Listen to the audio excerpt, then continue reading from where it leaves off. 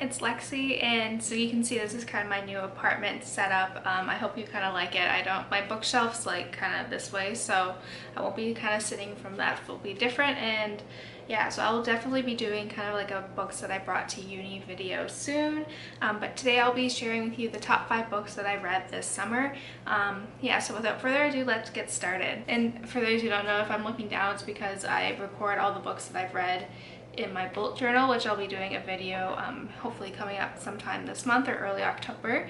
So yeah, let's get so if you see me kind of looking down, it's because I'm looking at that. So let's get started. In the month of June, I ended up reading 7 books, and the first book that I read was Me Before You, which was a reread for me, and I gave it a 4 out of 5 stars. Hidden Huntress by Danielle Jensen, which I gave 5 out of 5 stars. Warrior Witch by Danielle Jensen, and I gave that 5 out of 5 stars as well. The Life We Bury by Eskens, which I gave 4 out of 5 stars. Shadow and Bone by Leigh Bardugo, which I gave 4 out of 5 stars. Season Storm by Leigh Bardugo, which I gave 5 out of 5 stars. And Ruin and Rising, which I gave like a 4.5 out of 5 stars. So moving on to July, the first book that I read was Sex at Dawn by Christopher Ryan, and I gave this kind of a 3 out of 5 stars. I then read The Winter's Curse by Rutkoski, which I gave like a 3.5 out of 5 stars. I then reread The Kiss of Deception by Mary E. Pearson, which I gave a 5 out of 5 stars. Then I also reread The Heart of Betrayal by Mary E. Pearson, which I gave a 5 out of 5 stars. And then moving on into August, I first read The Beauty of Darkness by Mary E. Pearson, and I gave that a 5 out of 5 stars. And then I read Harry Potter and the Cursed Child by J.K. Rowling, which I gave a 2 out of 5 stars. The Winter's Crime by Rutkoski, which I gave a 4 out of 5 stars. So kind of starting out, these are my top 5 books that I read over the summer, and they're in no kind of particular order. So the first one will have to be Hidden Huntress and Warrior Witch by Danielle Jensen, and these were like definitely became a quick favorite of mine. The first book is Stolen Songbird. It's about a girl named Cecile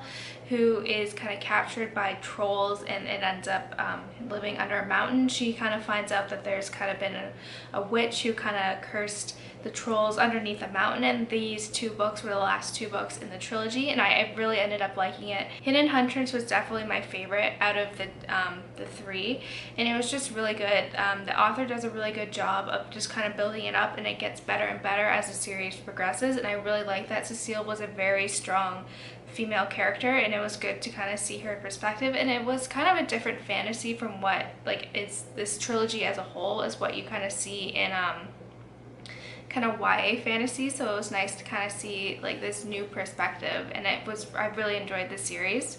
Next will have to be Siege and Storm by Leigh Bardugo. This was by far my favorite of the trilogy. It was so good. It follows a girl who ends up becoming what they call Grisha, where she finds out and she's a sun summoner, and that kind of turns out to be very interesting for the Darkling, they're trying to battle like this fog that's kind of like black, and she's the only person that kind of defeats it, and this kind of follows her story of kind of that.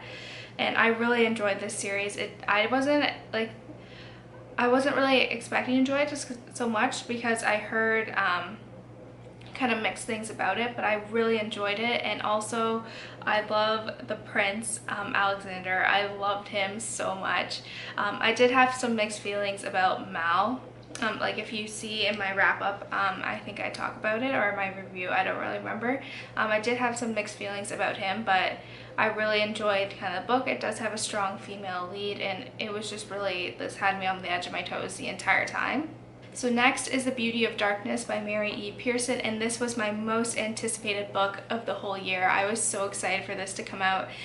It was really big. It was like over 600 pages, almost 700, and I flew through it. This is probably one of my top favorite series of all time. Leah, if for those of you who don't know, Leah is a girl who is a princess, and she runs away on her wedding day with her best friend, and because she doesn't want to be forced into something like a marriage for that, so she kind of runs away and she becomes like a tavern maid. And while she's there, the prince that she was supposed to marry, an assassin, are sent out after her, and this book was kind of the conclusion to that trilogy.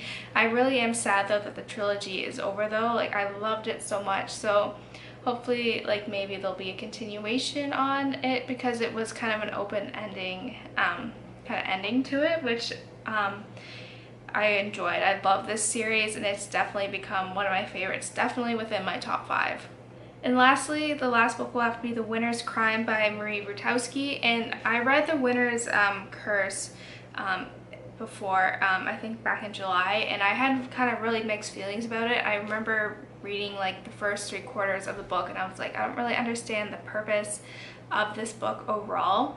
But then like towards the end, if you read it, you'll know it's about a girl named Kestrel who and a boy named Aaron, and the Aaron's like people Hurani were kind of taken over, and they became slaves, and Kestrel ends up buying Aaron one day, and it just kind of falls into that. So I'll kind of leave it there, but I really liked it because towards like the end of the book, you don't really the first book, you don't really know like kind of what this story is about, and just kind of everything behind that, like where is this going to be going. And so the second one, we kind of see kind of the main plan and everything that will be leading up into in the final book, and I really like it. Kestrel's kind of very different from what we see typically in YA fantasy. She's not like physically strong like Selena Sardothian or anything like that, but she is very clever and smart, so that's kind of nice to see. And she's very just kind of, she uses her intelligence instead of her strength, so that's really kind of nice to see. And I'm still on The Winter's Kiss. Like I've been on it for like 3 weeks now, and I'm gonna get it done because I really want to start Empire Storm soon, so hopefully I'll get this done within the next few days. But yeah, so far like this series took me by surprise by reading the second one, because that's where it kind of kicks in. So if you're kind of hesitant about it, I highly recommend that you check this series out. It's very more political than what we typically see, and it's actually, I really enjoy it. So that's it, guys. I hope you enjoyed this video. Let me know in the comments below what some of your favorite books that you've read about over the summer, and some you think I need to check out. So yeah, don't forget to give this video a thumbs up, and I'll see you next time. Bye, guys.